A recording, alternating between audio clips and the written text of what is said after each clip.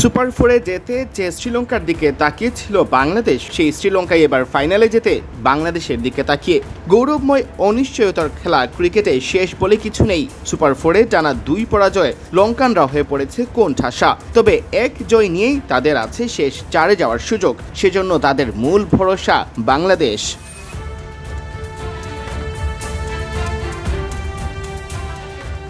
শ্রীলঙ্কা এখনো কোনো match জেতেনি super ফোরে। তাদের খেলা বাকি আছে একটি ভারতের বিপক্ষে।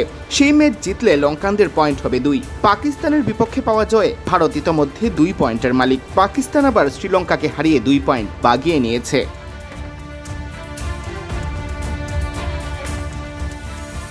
শ্রীলঙ্কা যদি ভারতকে হারায় আর বাংলাদেশ ভারত পাকিস্তান 2 দলকেই হারায়, তাহলে ভারত শ্রীলঙ্কা পাকিস্তান 3 দলেরই পয়েন্ট হবে সমান 2 করে। 6 পয়েন্ট নিয়ে ফাইনালে চলে যাবে বাংলাদেশ, আর বাকি 3 দলের মধ্যে রান রেটে এগিয়ে থাকা দল পাবে ফাইনালের টিকিট।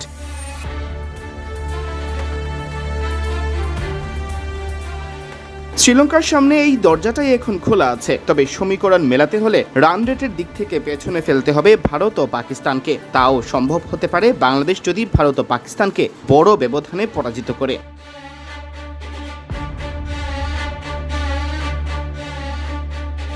এক কথায় শ্রীলঙ্কার ফাইনাল খেলার স্বপ্ন এখন পুরোটাই নির্ভর করছে বাংলাদেশের উপর। টাইগারদের জন্য অবশ্য এখন হিসেব নিকেশ অনেক সহজ। বাংলাদেশের যে 2টি ম্যাচ বাকি আছে তার যে কোনো একটি জিতলেই অনেকটা নিশ্চিত হয়ে যাবে ফাইনালে অংশগ্রহণ। সুপার ফোরে নিজেদের দ্বিতীয় ম্যাচে আজ বাংলাদেশের প্রতিপক্ষ হট ফেভারিট ভারত। দুবাই স্টেডিয়ামে ম্যাচটি শুরু হবে বাংলাদেশ সময় রাত 8:30টায়। একই ভেন্যুতে 25 সেপ্টেম্বর রাত 8:30টায় শুরু হবে বাংলাদেশ পাকিস্তান ম্যাচ।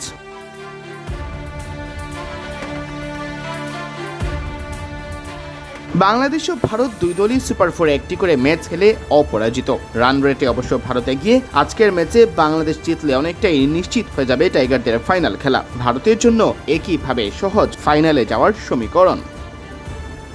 সিয়াম চৌধুরী, বিডি ক্রিক টাইম।